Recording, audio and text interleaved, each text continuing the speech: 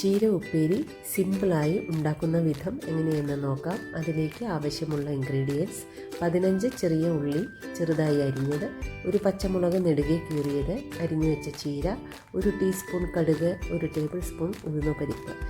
ഒരു കടായി പാത്രം അടുപ്പത്ത് വെച്ച് നല്ലപോലെ ചൂടായി വരുന്ന സമയത്ത് ആവശ്യമുള്ള വെളിച്ചെണ്ണ അതിലേക്ക് ഒഴിക്കുക. വെളിച്ചെണ്ണ നല്ലപോലെ ചൂടായി വരുമ്പോൾ കടുക് ഇട്ട് പൊട്ടിക്കുക. കടുക് പൊട്ടി വന്നതിന് ശേഷം അതിലേക്ക് ഉഴുന്നുപരിപ്പ് ഇട്ട് കൊടുക്കാം. ഉഴുന്നുപരിപ്പ് നല്ലപോലെ മൂക്കട്ടെ. ഇനി അതിലേക്ക് അരിഞ്ഞു വെച്ച പച്ചമുളകും ഉള്ളിയും ചേർത്ത് ഒന്ന് ഇളക്കി കൊടുക്കുക.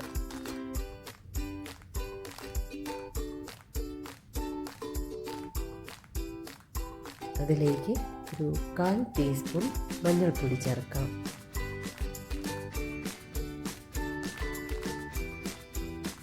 ഇളക്കി കൊടുക്കുക.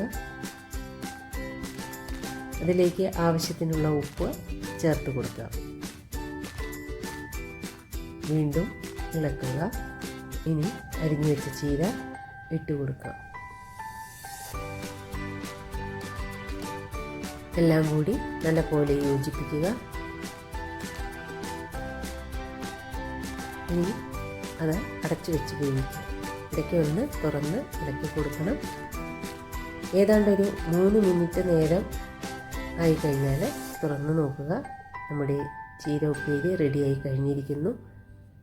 ഇനി അത് നമുക്ക് ഉച്ചയ്ക്ക് ചോറിനൊപ്പം കൂട്ടി കഴിക്കാം.